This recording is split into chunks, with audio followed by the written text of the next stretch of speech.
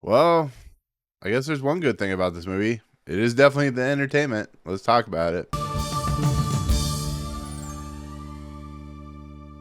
What's going on, everyone? Welcome to Movie Emporium's movie review of Joker Folie Deux. This film is once again directed by Todd Phillips. Okay, just a word of warning. This is gonna be spoiler free. I'm not gonna get into the major details of like where this movie goes near, as it closes up and stuff like that. Just know that you probably have heard about it. Most people probably have heard about what goes on, but I'm not going to spoil too much outside of like kind of the premise and idea of what's happening. So there you go. So, taking place about 2 years after the successful hit was the first Joker movie.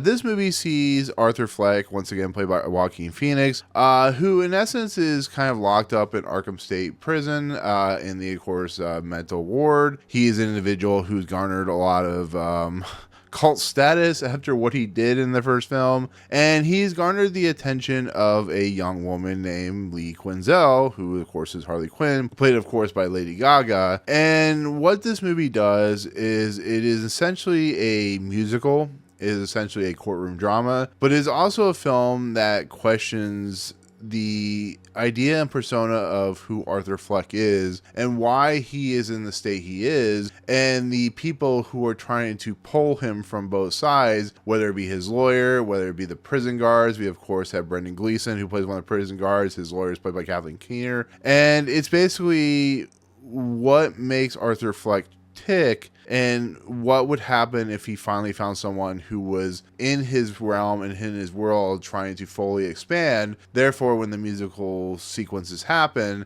it leads into like his persona and his ideology and his feeling about the world as he's found someone that he truly cares about. So that's kind of the premise for this movie, for this idea of Joker Folie Deux. Once again, it is a musical. It has musical elements. It has sequences that are very reminiscent to something like Chicago, the film that of course came out many, many years ago. So with that said, Joker was a huge, massive hit, billion-dollar grossing movie. It made a lot of sense that they want to do a sequel. Why?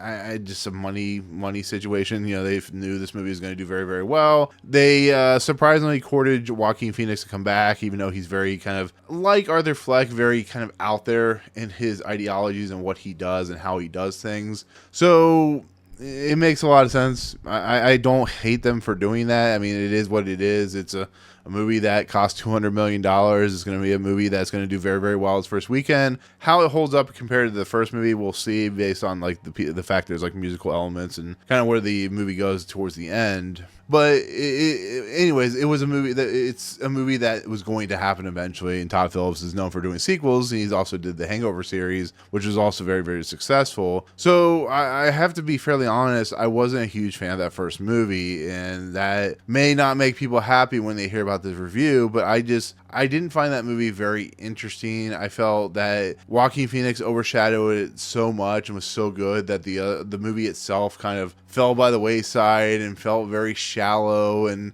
the characters were not really well developed and were very interesting, and it was like it dealt with like male masculinity, and it dealt with like the how people are treated. It's a very dour and kind of disgusting film to watch, and I know people love it. I know people really feel something for it, but it just wasn't my cup of tea. It wasn't the worst thing I saw that year, but I was really disappointed by it. So I have to preface this by saying that my feelings of this movie is probably not going to be a lot of people's feeling of this movie. There's been a lot more praise for the sequel than there was the original film. So take that for what it's worth. Take, my thoughts as a grain of salt, whatever you want to say. And with that said, for my honest opinion of this movie, I was visibly angry after watching this movie. This movie starts out pretty strong, to be fairly honest. It has a really interesting idea of like how a character like Arthur Fleck, after what he did, what it is like for somebody to be thrown into a system that just really despises him, and how it is abusive to him, and kind of proves his point, and how people treat him. And there was some really interesting things that start happening.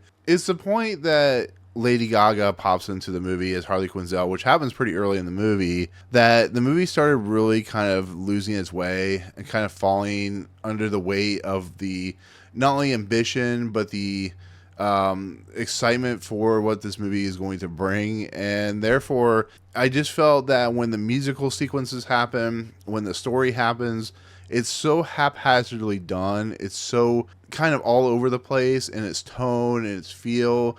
There are things that are brought into the story which aren't really well paid off. I think it loses its identity really, really quickly. And I think it's just a movie that really tries to be very thought provoking, to really get into Arthur's head. But as the story progresses, as the revelations start happening, as the characters start moving into kind of what the shell of this movie is, I just don't think it was very interesting. It was actually, I hate to say this, was actively making me angry. It was, I had another word for it, but I just think that this movie has so much potential, like the first Joker movie, and is overshadowed once again by how good Joaquin Phoenix is, that everybody else in the movie is struggling to keep up. And it's just the unfortunate nature of the script, which I think was by Todd Phillips and Scott Silver. I think Todd Phillips is a really interesting director, but I don't think he's the greatest director when it comes to dramatic material like Tom Shadyac and stuff like that. I think he's a director that really doesn't understand sometimes what truly makes the Joker tick and what makes him really interesting as a villain, because here you're led to believe that this character is he's not a good guy, but you're supposed to feel sorry for him and what he's gone through. Well, he killed 6 people. How do you feel sorry for a guy like that? I'm sorry, but like, his mental state and his ability to comprehend things is put into question when he murders the Robert De Niro character. And here they want to play him off like, a sad, tragic character who finds his lady love with Harley Quinn and stuff like that. And the Lady Gaga Harley Quinn stuff it's not really well developed. It's not really well thought out. I think that, using Lady Gaga in the musical sequences just shows that she's a really good singer. But unlike, A Star is Born, there's just not really much for her to do here outside of just kind of pushing Arthur Fleck's character to a certain point of view into a certain scenario, that when it kind of starts wrapping up and it starts getting to its third act conclusion, which I'm not going to spoil, and once again, if you know it, you probably have already read about it, which I know a couple of people have told me the ending, so they already know what happens.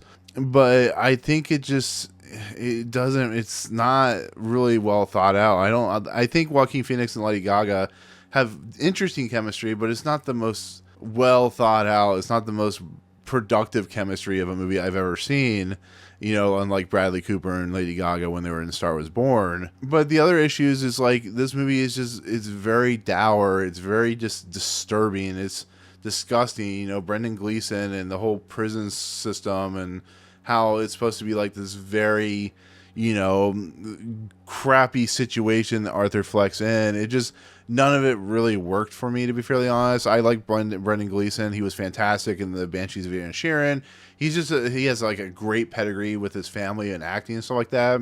But here, he's just a very sadistic individual, and it gets boring and tired after a while. And I don't know. It felt like it was just grating. And Catherine Keener is just like lawyer who just kind of is there, and then they bring in characters from the other movies and they're just there as part of the trial sequence and stuff like that. And and then you get into the musical act sequences, which are, once again, they're leaning into that Chicago territory, which if you've seen the movie or you've seen the musical, the movie's supposed to kind of spread into the music actual sequences, so it's kind of like going into the mindset of Arthur Fleck and Harley Quinn, like in Chicago, where it goes into the mindsets of the characters. But it's just kind of all over the place. They may start singing here for a couple lines, or they may just go straight into a musical sequence.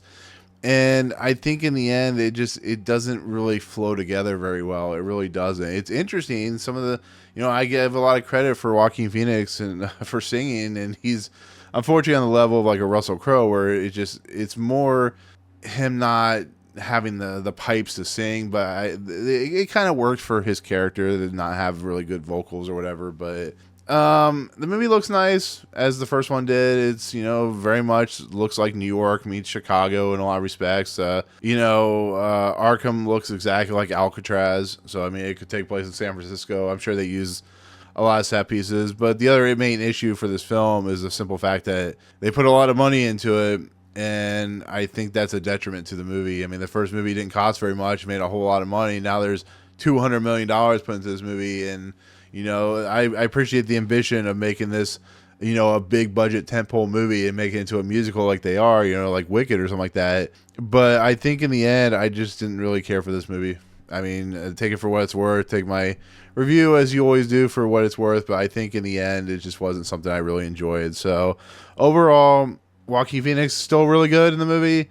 The movie has potential, and it just doesn't. It collapses under its own weight. So there you go. Anyways, with that said, that is my take on, of course, Joker Folie Deux, the sequel to the first original, very successful movie. So there you go. Anyways, with that said, thank you so much for watching. Comments below. What did you think of the first Joker movie? If you know the ending to this film, you know, I can't stop you from spoiling it, but please try not to spoil it for people. You know, people don't, you know, this is a spoiler for your review. So if you know it, kind of keep it to yourself. But with that said, that'll do it. That'll be my take on the film. So thank you so much. If you like what you see on this video, awesome. Hit the subscribe button to join Movie Emporium. Hit that notification bell at the top to find what's coming next. If you like this video, awesome. Hit that like button, and we'll see you guys for the next review. Peace out, guys.